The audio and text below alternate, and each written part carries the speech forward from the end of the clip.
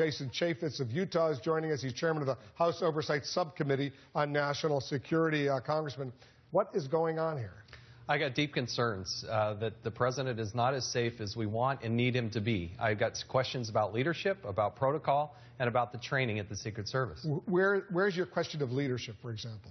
Well, these incidents seem to be getting worse, not better. And there are lots of redundancies, rings of security around the president and specifically around the White House. But to have such an epic failure from top to bottom really begs the question, why did they decrease the number of trainings that were going on at the same time that the House was actually appropriating even more money? Why did those trainings come down? What is the protocol? Why is it that the Secret Service, they issue a statement and said that the intruder, the guy who hopped the fence, had no weapon. Ends up he did have a weapon. Why is it that they said he stopped at the door, but our whistleblowers are telling us he went much further into the White House? Why is it that they brag about, I say brag, but they tout the idea that there is tremendous restraint by these officers? I want to see overwhelming force repel anybody who's trying to get into the White House. I don't think that's good leadership from my opinion. Because what's shocking to me is I spent almost 8 years covering the White House, going there almost every day during the Clinton administration. But there were always fence jumpers. They jump over the fence. They run on the lawn. The dogs come. They arrest them, and that's that. But someone actually got through the lawn, ran all the way to the front door, the north side of the White House. The door was unlocked, got inside, and originally we thought that person was stopped right inside. But what you're saying, based on what you're hearing, that person not only ran through the White House, got into the East Room of the White House where the president hosts state dinners. And to the doorway to the Green Room. And so the question is, well, there's an audible alarm that's supposed to be there. One of our whistleblowers has indicated that the audible alarm had been muted because the ushers thought it was disruptive and made noises. And so it begs the question of leadership. Are we going to put security at the top and at the number one issue, or are there going to be some other political considerations like making sure it doesn't get too noisy on the first floor there? I'm still confused. What are the rules of engagement? When can a Secret Service officer, either uniformed or not uniformed, actually use force? They're all armed, basically. When can they shoot an intruder? Well, again, when the Secret Service puts out a statement saying that the officers showed tremendous restraint, I got a problem with that. I don't want tremendous restraint.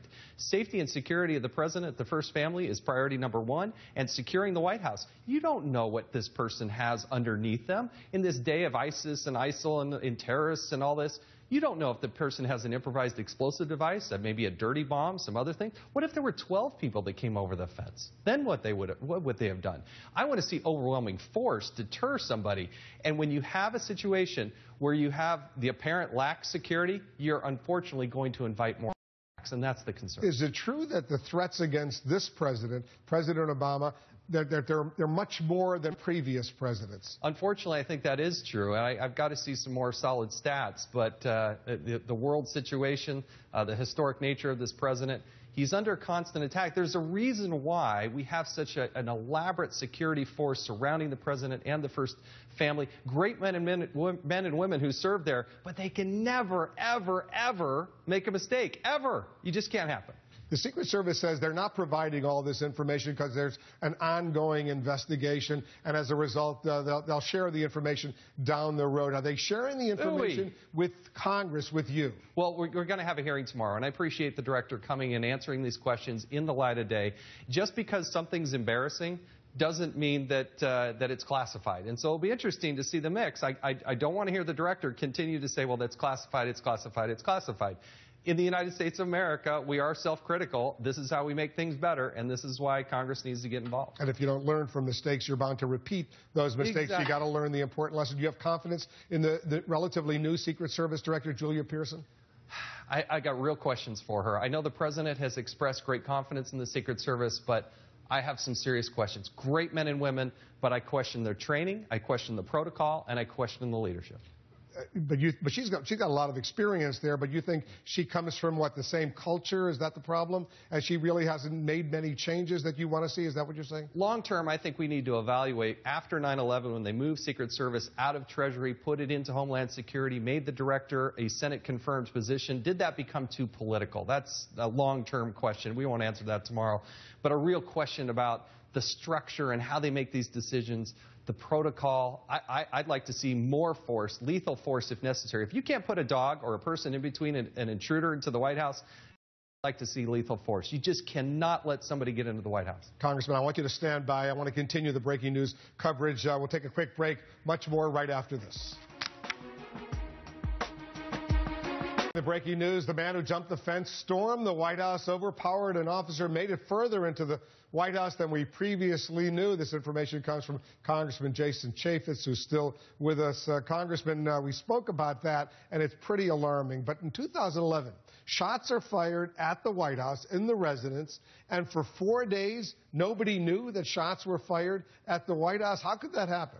Well, what's concerning to me is you had a relatively young agent who was there. She heard what she thought were shots. She called it out, but somehow it gets to a supervisor, and a supervisor says, no, just stand down. That's the word I heard, was stand down. And that's of deep concern, because when you have somebody who hears shots fired, what is the protocol? What are the alarm bells that go off? And then shortly thereafter, Secret Service finds a vehicle that had crashed and actually had some information in there that would lead you to believe that perhaps the two were connected.